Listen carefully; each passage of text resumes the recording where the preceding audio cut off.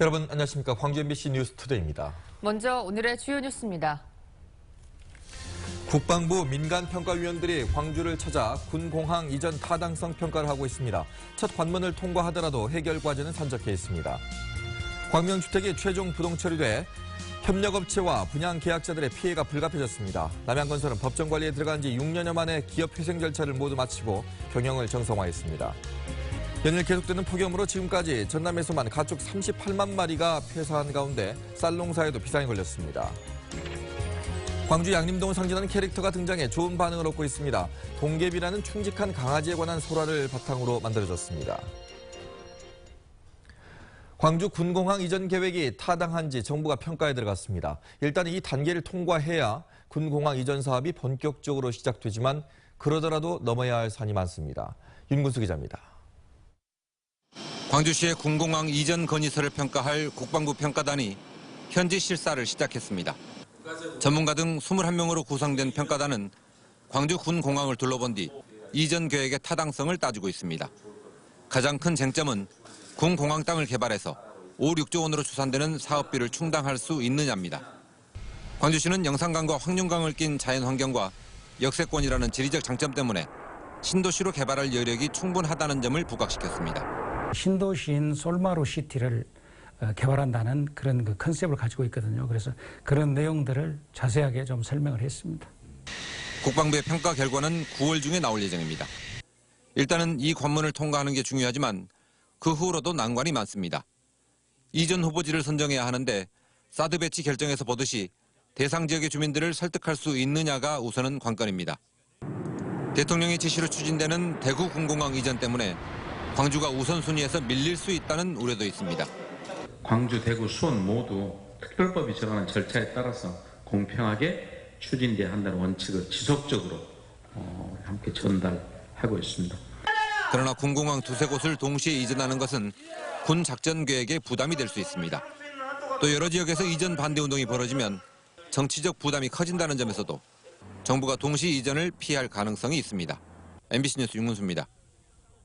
폭염 대비 단단히 하셔야겠습니다. 기온이 떨어지나 싶더니 오늘 더위가 절정에 이르겠습니다. 우리 지역 어제보다 2도에서 3도가량 높을 것으로 예상되는데요. 광주와 나주, 화순에서는 폭염주의보가 폭염경보로 강화되겠습니다. 어제 폭염주의보가 해제됐던 지역에서도 다시 내려지면서 담양과 구례 등 전남 나머지 지역에서 폭염주의보가 발효되겠습니다. 오늘 낮 최고 기온은 33도 이상을 보일 것으로 예상됩니다. 오늘 오후에도 동부 내륙을 중심으로 소나기가 내리겠는데요. 예상 강우량은 5에서 30mm입니다. 짧은 시간 안에 강한 비가 내릴 것으로 예상되니까 각별한 주의가 필요하겠습니다. 현재 기온입니다. 광주가 24.7도로 시작하고 있고요. 낮 최고 기온은 34도로 어제보다 높겠습니다. 담양이 33도, 화순이 34도로 예상됩니다. 광주와 전남 어제보다 2도에서 3도가량 높겠습니다. 곡성과 구례가 33도, 보성이 32도, 광양이 33도로 예상됩니다. 날씨였습니다. 광주 지역 중견 건설업체인 광명주택이 최종 부도 처리되면서 입주 지연과 함께 협력업체들의 피해가 우려되고 있습니다. 정용욱 기자입니다.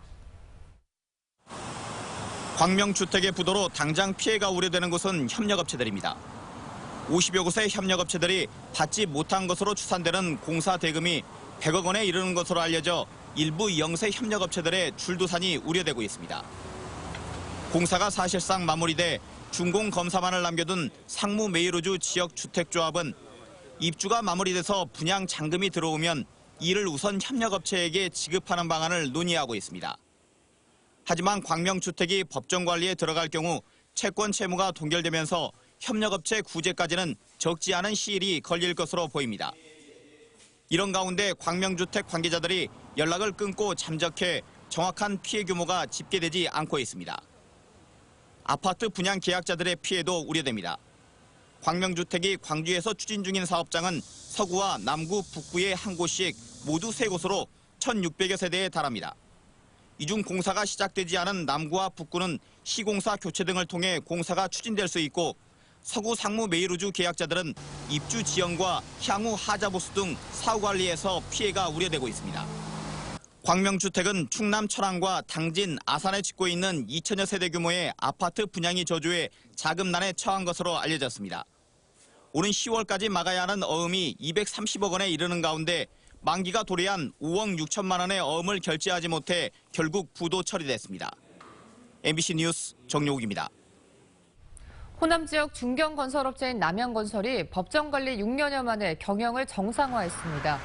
남양건설에 따르면 광주지법이 어제 남양건설의 기업회생 절차 종결을 공식 선언함에 따라 지난 2010년 자금난으로 법정 관리에 들어간 지 6년 4개월 만에 경영이 정상화됐습니다. 남양건설은 전국 도급순위 30위권의 호남 지역 대표 건설사였지만 글로벌 금융위기와 분양시장 침체로 인한 자금난을 이기지 못하고 회생 절차에 신청했습니다. 연일 불볕더위가 계속되면서 벼병해충이 크게 늘어서 농가에 비상이 걸렸습니다. 특히 올해는 중국에서 날아와서 벼를 고사시키는 해충도 많아 쌀 수확이 줄지 않을까 우려되고 있습니다. 김종태 기자입니다. 40헥타르에 이르는 여수시 율촌면의 한 농촌들역. 시 직원들이 벼 사이사이를 다니며 병해충 채집에 나서고 있습니다. 잠깐 사이 벼에 붙어있던 깨알 크기의 벌레들이 수없이 나옵니다. 벼대를 빨아먹어 심하면 벼를 말라 죽게 하는 벼멸구와 흰등멸구가 지난해에 비해 3배 이상 늘었습니다. 벼잎을 갉아먹는 홍명나방 유충도 빠르게 늘고 있습니다. 이 같은 추세라면 풍년이었던 지난해 쌀 수확량은 이미 기대하기 힘든 상황입니다. 날씨가 더워서 그런지 예년에 비해서 병해충이 아주 심합니다. 이대로 두면 수확량이 아주 줄 것으로 걱정됩니다. 이들 병해충은 주로 중국에서 날아온 비례해충으로 지난달 이후 30도 이상의 무더위가 계속되자 발생 면적이 큰 폭으로 늘고 있습니다. 이달 중순 벼이삭이 나오기 전에 적기 방제가 이루어지지 않으면 올해 병해충 피해가 극심할 것으로 예상됩니다. 올해 특히 멸구류와 그다음에 먹노리지 2차 방제까지 집중 방지하기 위해서 출수 일주일 전에는 반드시 농가별로 집중 방제에 힘써주시기를 부탁드립니다. 마른 장마에 이어 폭염이 연일 맹위를 떨치면서 농촌들역에 늘어나는 병해충이 풍년을 기대하던 농민들의 마음을 어둡게 하고 있습니다. MBC 뉴스 김종태입니다. 올여름 폭염이 계속되면서 전남 지역 축산 농가에서 가축 폐사 피해가 급격히 늘고 있습니다. 올여름 들어 발생한 가축 폐사 피해는 닭 34만 5천여 마리, 오리 3만 5천여 마리 등 모두 38만 천여 마리의 가축이 폭염으로 인해 떼죽음을 당했습니다. 올해 폭염은 예년보다 일찍 찾아온 데다 이번 달 내내 지속될 가능성이 높아 가축 폐사 피해가 역대 최고치를 기록할 것으로 우려됩니다. 올여름 장마는 평년에 비해서 기간도 짧고 강수량도 적었던 것으로 나타났습니다. 광주지방기상청에 따르면 올여름 장마 기간은 29일로 평년보다 사흘 짧았고 평균 강수량은 329mm로 평년보다 50mm 이상 적었습니다. 또 장마 기간 중에 비가 내린 날은 18일이었고 특히 7월 1일부터 6일까지 엿새 동안 장마 기간 강수량의 절반이 집중적으로 내린 것으로 집계됐습니다. 혹시 동개비라는 이야기 주인공을 알고 계십니까? 광주 양림동에서 전해 내려오는 충직한 개에 관한 설화를 바탕으로 만든 캐릭터인데요. 동화책과 애니메이션으로도 제작이 돼서 양림동 관광객들의 인기를 끌고 있습니다. 박수인 기자입니다. 조선 중기 전라감사를 지낸 양림동 출신의 정엄 선생에게는 아끼는 개 한 마리가 있었습니다. 충직하고 영리했던 이 개는 어느 날 한양으로 주인의 심부름을 다녀오다 길에서 새끼 9마리를 낳았습니다.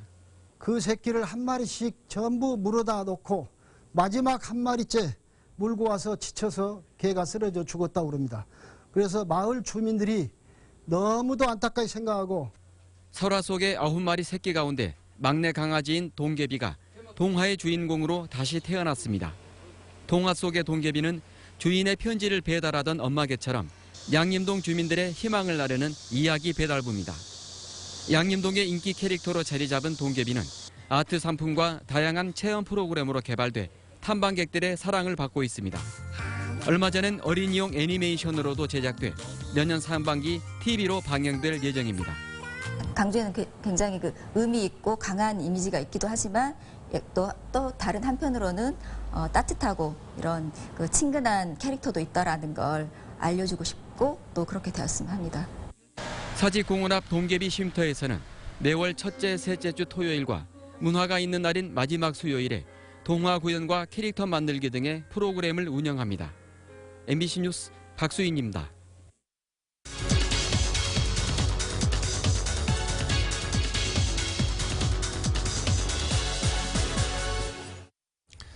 광주의 근대 역사를 품고 있는 남구 양림동에 탐방객들이 부쩍 늘었습니다. 네, 광주 남구가 정부로부터 2017년 올해의 관광도시로 선정된 이후 다양한 탐방 프로그램이 진행되고 있는데요.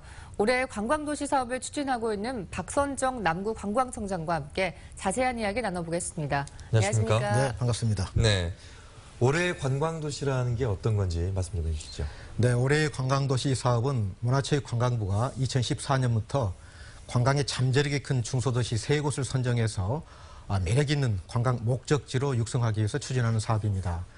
광주시 남구는 작년에 경북 고령과 강릉시와 함께 관광도시로 선정이 되었던 것이죠. 그래서 작년과 올해 준비 기간을 거쳐서 내년도인 2017년도에 본격적인 사업을 추진하게 됩니다.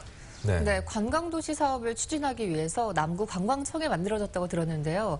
어떤 기구인지 궁금합니다. 네, 남구 관광청은 사람들이 관광청 그러니까 무슨 관청 조직이 아닐까 이렇게 생각할 수도 있겠는데요.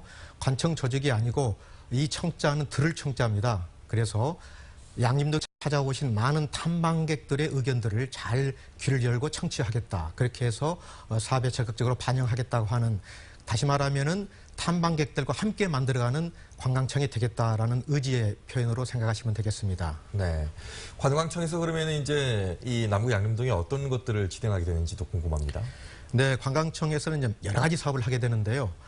먼저 지난달 26일부터 이른바 테마 투어가 시작이 되었습니다. 네. 선교 투어를 시작으로 해서 예술 투어, 그리고 건축 투어, 그리고 야간에 양림동의 매력을 느껴볼 수 있는 야간 투어도 진행이 됩니다.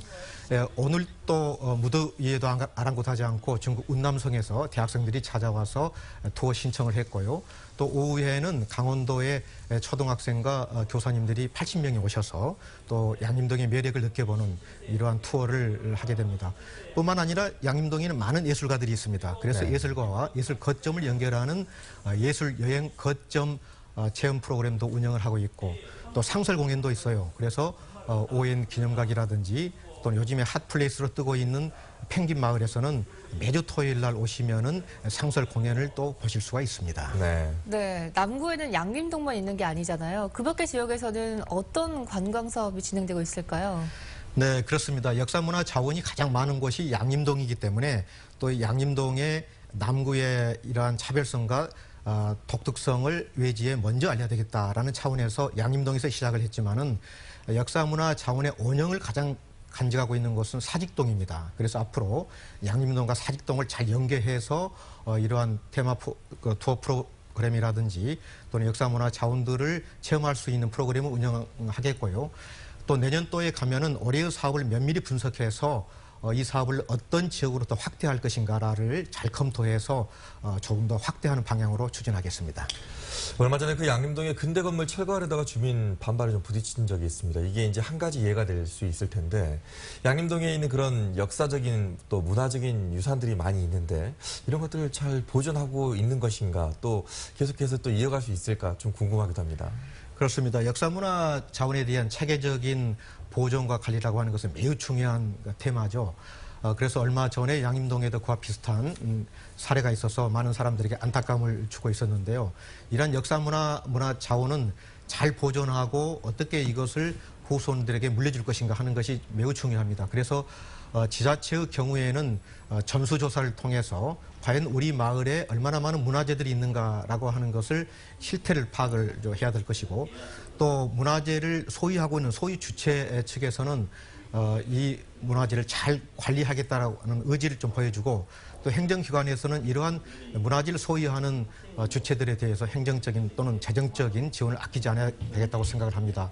뿐만 아니라 문화재를 지키는 것은 관청뿐만 아니라 민간이 함께 해야 되는 운동이거든요. 그래서 이런 체계적인 보존과 관리를 위해서 민간이 함께 참여하는 이런 거버넌스 형태로 유지되는 것이 좋겠다고 생각을 합니다. 네, 양림동이 많은 사람들이 찾는 역사 문화 마을로 자리매김하길 바라겠습니다. 오늘 나와주셔서 고맙습니다. 네, 감사합니다. 전 세계 어린이 바둑 꿈나무들이 참가한 국제 어린이 바둑 대축제가 개막했습니다. 이세돌 구단과 인공지능 알파고의 대결로 바둑이 인기를 끌고 있는데요. 바둑이 새로운 관광 자원으로서 가능성이 열리고 있습니다. 문현철 기자입니다.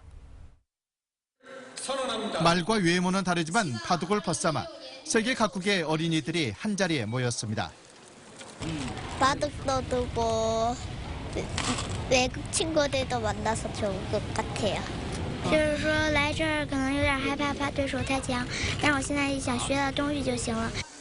국수산맥 국제바둑대회 하나로 열린 국제어린이 바둑 대축제가 영암과 강진, 신안에서 분산 개최됐습니다. 이번 국제어린이 바둑 대축제에는 1000여 명의 선수와 가족들이 참가했습니다. 외국 선수단은 12개국 400여 명에 달합니다. 조은현, 이세돌, 김인 등 3명의 국수를 배출한 바둑의 본고장에서 개최된 대회라 더욱 뜻깊은 자리였습니다. 이제는 유럽에서도 금년에는 많이 왔거든요. 아마 이게 더 회를 거듭할수록 점점 좋은 대회가 되지 않나. 바둑이란 스포츠를 통해 국가 간 교류를 확대하고 특화된 관광 산업으로도 새 지평을 열고 있습니다. 우리 대한민국의 600만의 바둑 인구와 또 중국 관광객 유치 등 앞으로 바둑 산업을 잘 육성했을 때 우리 지역 경제 활성화에 크게 기여할 것으로 기대하고 있습니다. 프로 바둑팀을 출범하고 조은현 기념관을 만드는 등 바둑 산업 육성에 나선 영암군은 세계 바둑박물관 건립에도 박차를 가하고 있습니다. MBC 뉴스 문현철입니다. 다음 달 2일 개막하는 2016 광주 비엔날레를 시민들에게 소개하는 홍보관이 광주 신세계 백화점에 문을 열었습니다. 홍보관에서는 다음 달 2일부터 66일 동안 열리는 올해 광주 비엔날레의 전시 주제와 작품에 대한 정보를 제공하고 역대 주요 작품 등을 소개하고 있습니다.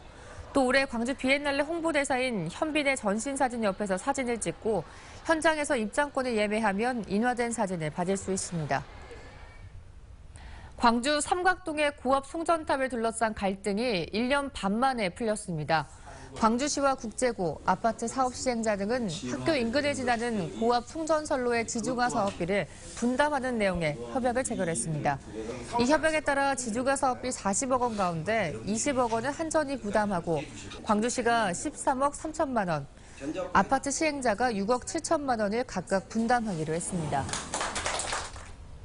여름철 창문을 열어둔 주택을 노려서 금품을 훔쳐온 30대가 구속됐습니다. 광주 동부경찰서는 창문이 열린 빈집을 찾아 침입한 뒤 금품을 훔쳐 달아난 수법으로 지난 5월부터 최근까지 30여 차례에 걸쳐 870여만 원의 금품을 훔쳐 달아난 혐의로 38살 이모 씨를 구속했다고 밝혔습니다. 경찰 조사 결과 같은 전과로 교도소 수감 생활을 마친 이 씨는 지병으로 일을 그만둔 뒤 생활비가 떨어지자 다시 범행을 저지른 것으로 드러났습니다. 여교사 성폭행 사건을 맡은 재판부가 비공개 현장 검증을 벌였습니다.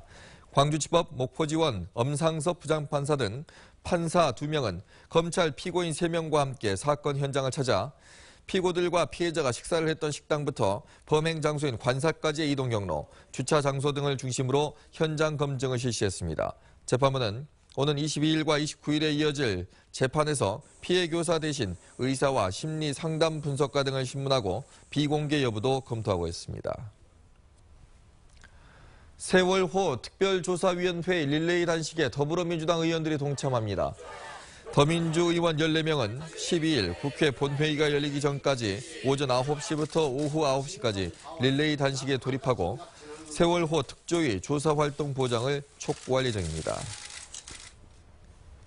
어젯밤 8시 50분쯤 구례군 산동면 지리산 반야봉 인근에서 하산 중이던 등산객 46살 김모 씨 등 14명이 조난당했다는 신고가 접수됐습니다.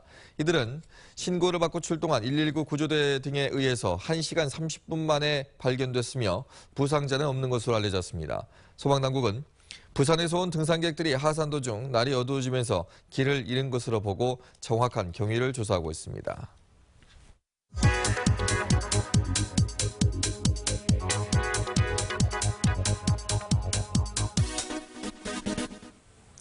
슈퍼 굿건이를 들어보셨나요? 신체적인 문제로 현역 군입대를 하지 못하는 사람들을 무료로 치료해서 다시 한번 입대 기회를 주는 제도입니다. 징병검사에서 시력이나 체중을 이유로 4급 사회복무요원 또는 5급 제2국민역으로 판정받은 사람이 대상인데요. 이 사람들이 현역으로 입대를 원하는 경우 안과와 체중 조절 등의 치료를 무료로 지원받을 수 있습니다. 치료를 받은 후에는 병무청의 재심사 과정을 거치게 되는데요.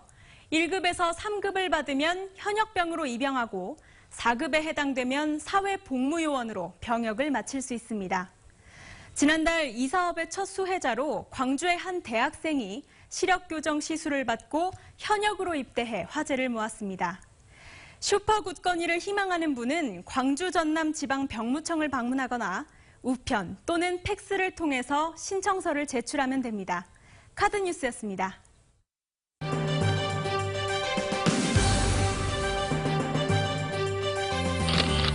광주 광산구가 시민이 직접 만드는 청렴한 사회를 실현하기 위해 구민감사관제를 시작했습니다. 대한적십자사 광주전남지사 구례봉사회가 독거노인의 주거 개선을 위해 봉사활동을 펼쳤습니다.